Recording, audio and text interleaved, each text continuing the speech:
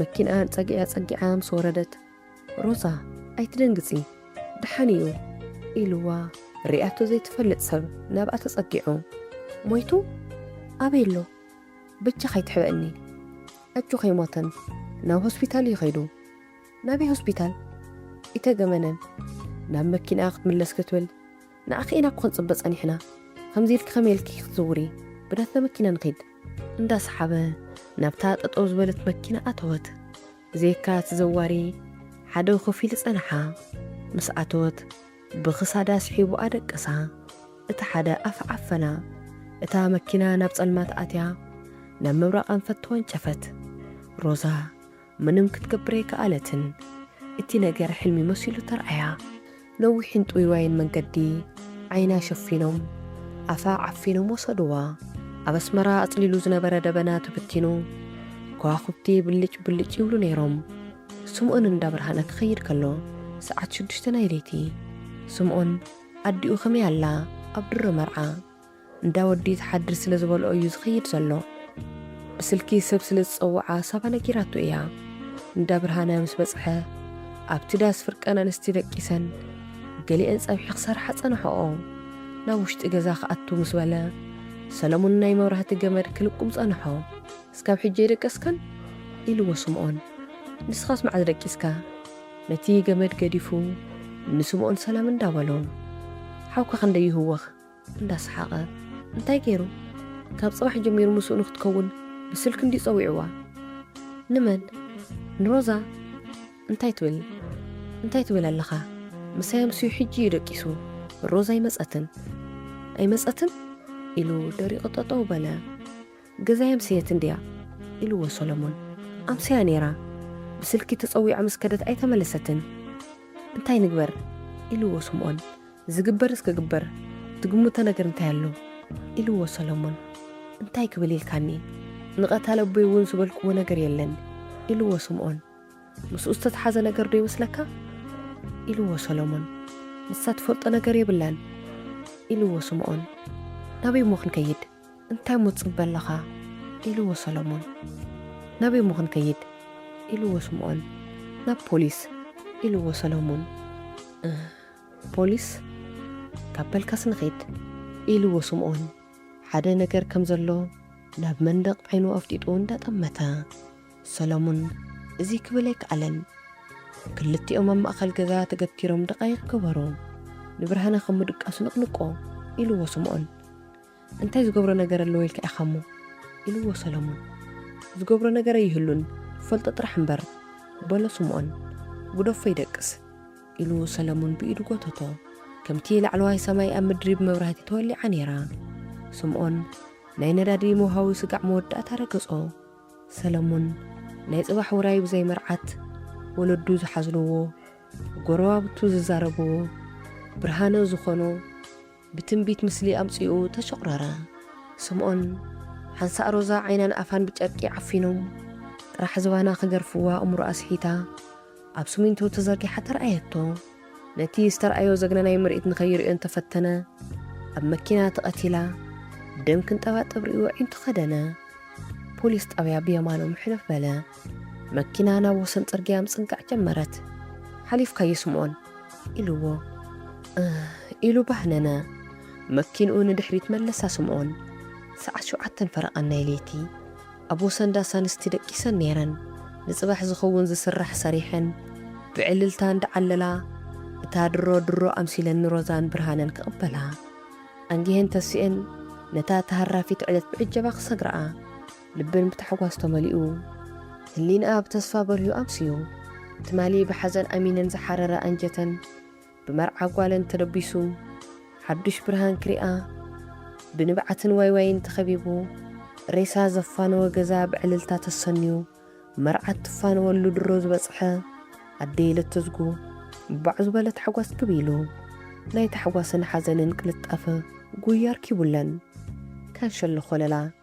ናብ ሰማያ ቃሪረን ጠመታ ከዋኽብቲ ብልጭልጭ በሉ ንሮዛ ዝሰወሮ ኮኸብ ግን ሰኣንኦ ንንዳ ማርያም ኣንፈደው ኢለን ለመና ተመጻብዓ ብደገ ናይ መኪና ድምፂ ክሰምዓ እዛንን ኩራበላ ሮዛ ብመኪና ክትመፀን ጸጥ ውሽጢ ገዛ ኣተዋ ብስራት ክሰምዓ ኣብታ ስልኪ ዝተቐመጠታ ኮሞዲኖ እግሪ ተጨበጣ ንሮዛ ምስዋር ዝተቐላጠፈት ስልኪ ብስራት ክተስምዐን ጠመተኣ ንማርያም ዘኪርን ብኢደን ተንከፋኣ ንሳ እውን ከምቲ ደገ ብግርማ ሞገስ ተመሊኦም ብኽምስታ በሪሆም ብሱፍ ተኸዲኖም ዝተሰኣልዋ ግርዱ ፎቶግራፍ ጠመተኦ ናይ ኣሚነን ናይ ግራዝማች ሕሊንአኒ ድሕሪት ተንከራረወ ብዙሕ ዓመታት ተገላዊጡ ጠጠው በለ ናተን መርዓ ተርኣየን ንእስነት መርዓ ሕፁኖት ዕቤት ብቕልጥፉ ቁሩፅራፅ ምስሊ ዝስጋዕሞ ተብፅሐን መጀመርያ ብታሕጓስ ብርሃን ኣብሪሁ ዝቐስቀሰ ታሪኽ መዛዘሚኡ ቅትለት ምዃኑ ሓዘነን ካብ መደቀሲኡ ቀስቀሰለን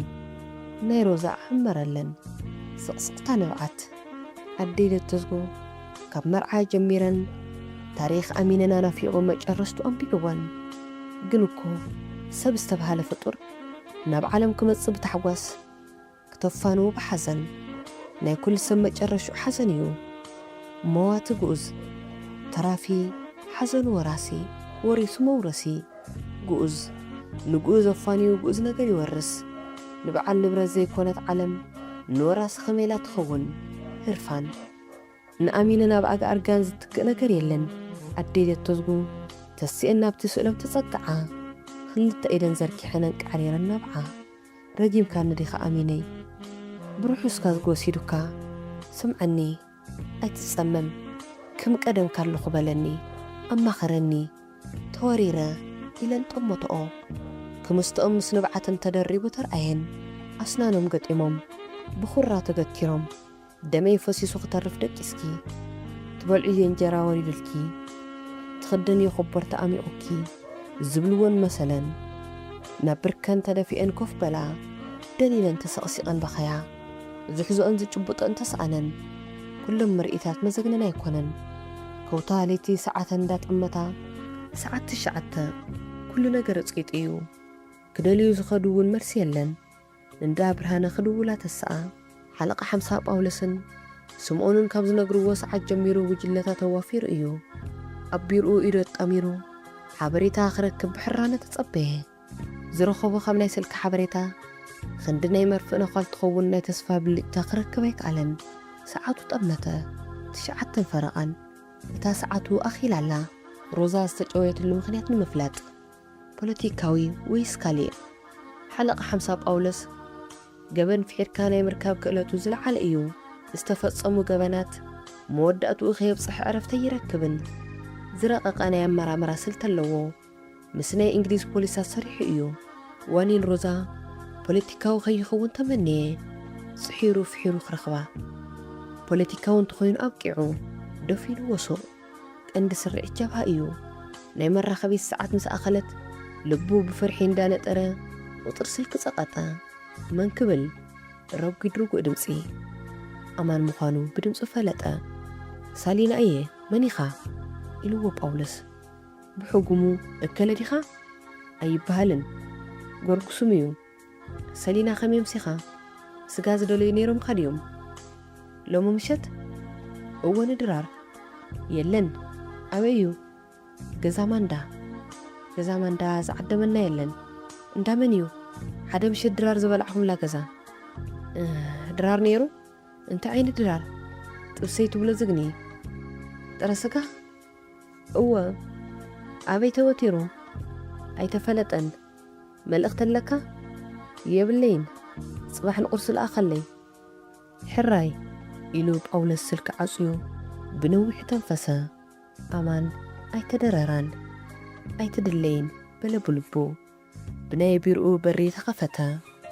እየ ተስፋ ዝተረኸበ ነገር የለ መኪና ተረኺባ ኣበይ ኣብ ጥቓ ክሊኒክ ኣጅያ ኢልዎ ኸፍ በለ ክልተ እዳውን ኣብ መዕጉርቶ ኣደጊፉ